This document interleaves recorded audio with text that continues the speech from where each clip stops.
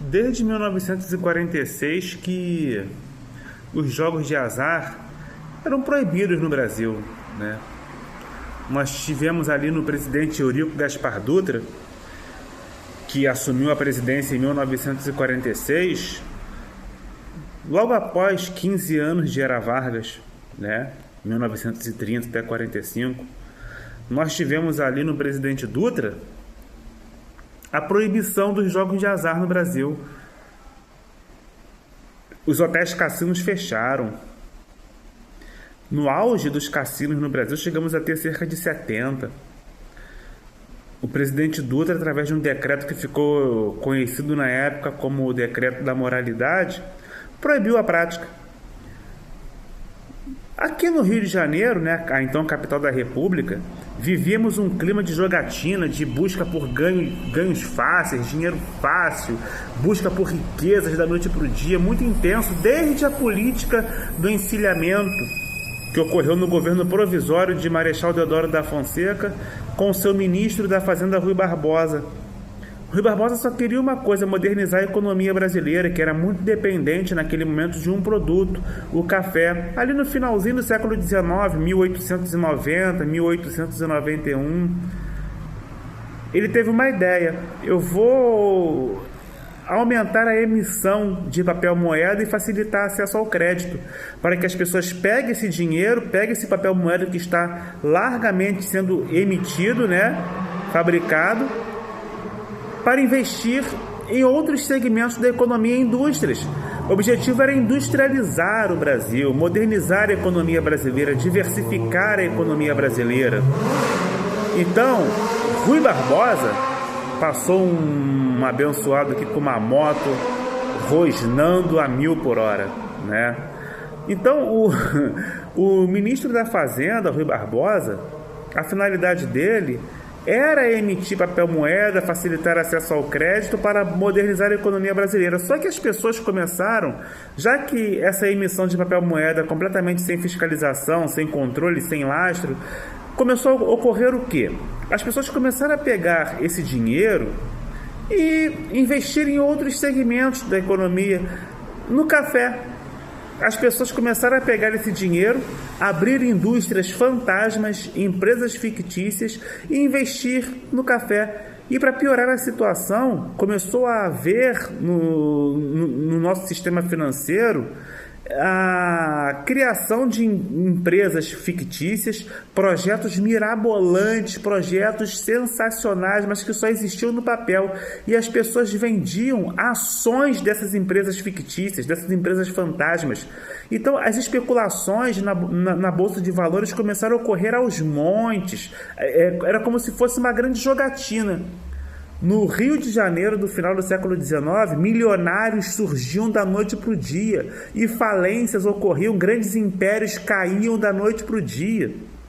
Era um clima de jogatina. Nesse mesmo momento, em 1892, por curiosidade, por coincidência ou não, o jogo do bicho surge, é criado, num primeiro momento como uma prática bem, entre aspas, bem, posso tirar as aspas, como uma finalidade muito nobre até, que era de cuidar dos animais lá do zoológico do Barão de Drummond, né?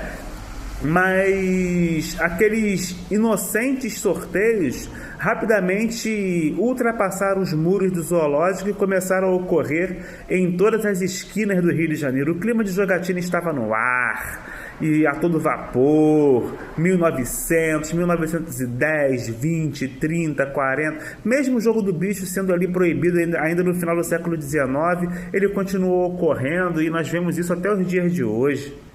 Até os dias de hoje, né? Que a proibição não foi muito eficaz, né? A verdade é que em 1946 o então presidente Dutra, que assume após 15 anos de Era Vargas, ele assume o poder querendo meio que apagar tudo aquilo que foi característica da Era Vargas, né? E uma coisa que Getúlio não se importava, né, era com a prática dos jogos de azar, né, os cassinos, o funcionamento dos cassinos, e o presidente Dutra quis acabar com isso, e acabou.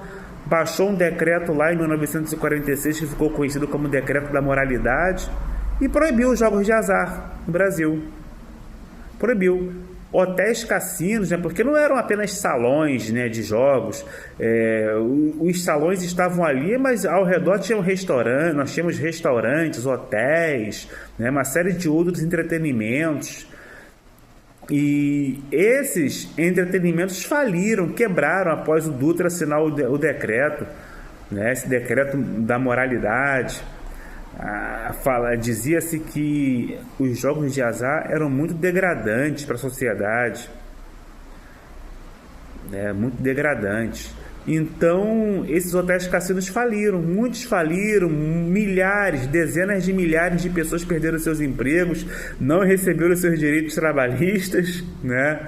E desde então o termo cassino, o nome cassino ficou meio que demonizado na nossa sociedade. Meio que demonizado, né? Não se podia falar nenhum nome cassinos, não pode.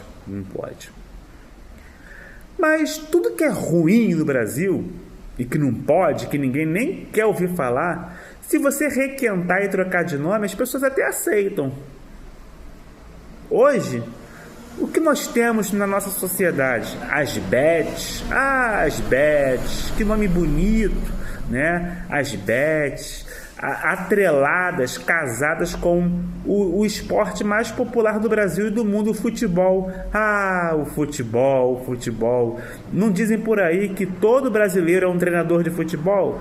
Todo brasileiro acha que entende muito de futebol. Então você coloca na cara desse povo a possibilidade de ganhos rápidos, a possibilidade de ganhos fáceis, tendo que adivinhar se o time A ou B vai ganhar ou perder ou empatar, se vai ter 1 gol, 2 gols, mais de 3 gols naquela partida, se vai ter 10 escanteios, 15 escanteios, 5 escanteios, 20 escanteios.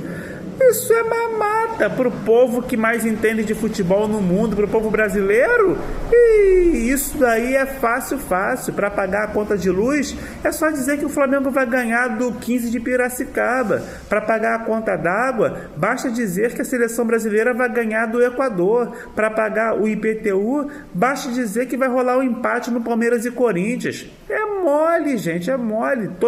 O Brasil é o país do futebol, né? Temos vários ídolos no futebol que estão lá estampando seus rostos, né, nas casas de bet, né? Não vou chamar nem de casa de aposta, nome feio, mas bet pra lá, bet pra cá, é Galvão Bueno, bem amigos da Rede Globo, é o Vini Júnior, é toda a galera que a gente ama, que são os grandes nomes do nosso futebol. Eles estão lá com a camisa das bets,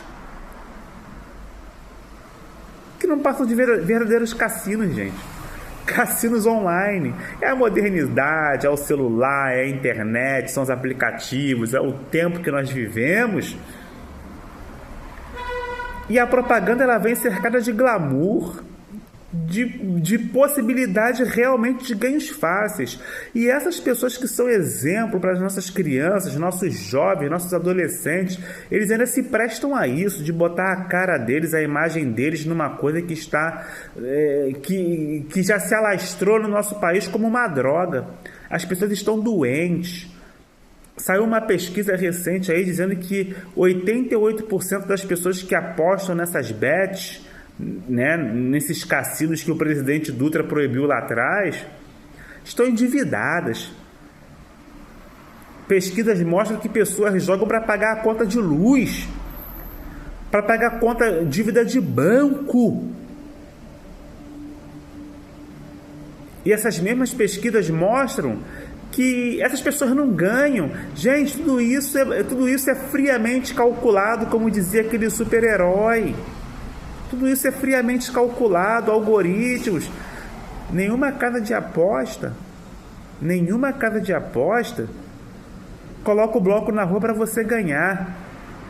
A lógica de qualquer banca é que no final você sempre perde. Mas o Tigrinho, eu sei o momento que o Tigrinho coloca o dinheiro para fora. Vai no Tigrinho. O Tigrinho está roubando o salário mínimo de milhões de brasileiros. Aquele cara que culturalmente depois do trabalho parava no barzinho para beber uma cervejinha gelada, né? Bater um papo com os amigos. Agora ele fica lá a madrugada toda e só sai de lá quando não tem mais R$ 1 do salário dele, da semana dele, da quinzena dele. Porque simplesmente ele diz que sabe que aquele momento é o momento em que a máquina, abre aspas, vai botar para fora, fecha aspas. Os jogos de azar, eles se equivalem a drogas. Nós temos um novo tipo de drogas no Brasil, de droga no Brasil, o jogo. Com uma roupagem maneira, moderna, glamour. Os grandes patrocinam os grandes eventos, tá lá, você liga sua televisão, vai ver um jogo de futebol do seu clube, tá lá a propaganda, toda hora nos cartazes publicitários, a televisão fala toda hora, os grandes nomes do esporte vestem a camisa deles. E eles ainda falam em jogo responsável, jogo responsável. O jogo é responsável. A nossa casa defende a aposta responsável. E vocês acreditam nisso?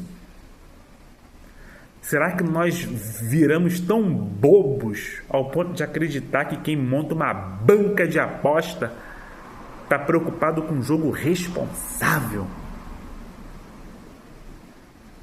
A gente acredita nisso mesmo? Ah, mas dá emprego. Às custas de quê? Às custas de quê? Não, mas agora o governo tá regulando isso daí. Tem as casas de apostas que são legais. Tem até a lista. Você acha na internet as casas que você pode jogar e apostar. É só rodopiar pelo Facebook, pela internet aí, gente. Tem um monte de aplicativo pirata, grupo de WhatsApp aí que serve para hospedar aplicativo pirata de jogatina. Mega Sena pirata, Loteca pirata, Loteria Federal pirata, em grupo de WhatsApp aí, um monte de gente lucrando a todo momento, igual lá atrás, no bojo da política do encilhamento. As pessoas estão destruindo os seus lares por causa dessa droga. Ih, mas que discurso moralista! Os números estão aí, gente. Os efeitos da jogatina estão aí. É muito cômodo para muitos. Ah, mas eu não jogo. É só não jogar. Ninguém obriga a jogar. Gente, a propaganda é feroz demais.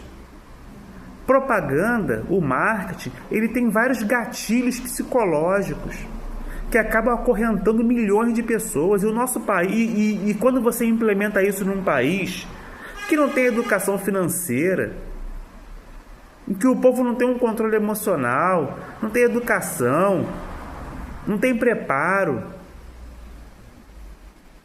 e tudo isso vem com uma propaganda muito cruel e pesada. São os ídolos que estão lá mandando você jogar. Várias reportagens plantadas na internet. É possível viver de bet. Aí o influencer digital aí do seu bairro, o cara que tem aí alguns milhares de seguidores no Instagram, por conta de algum trocado também acaba fazendo propaganda de uma bet aí pirata, ou até uma bet oficial mesmo, mandando você jogar. Joga no Tigrinho, joga na bet. Sabe? Eu acho que a gente precisa começar a ser mais crítico, a ser mais questionador, a ser mais observador. Será que eu estou louco? Será que eu estou louco? Não, eu não estou louco, não. Por mais que tenhamos milhões de pessoas que jogam na bet, milhões de brasileiros que defendem isso, que acham que isso é um novo segmento econômico, que está girando dinheiro, isso é errado. Ah, mas você está com um discurso conservador demais. Não estou nem um pouco preocupado com a sua opinião a respeito do meu posicionamento. Eu tô adotando a seguinte postura.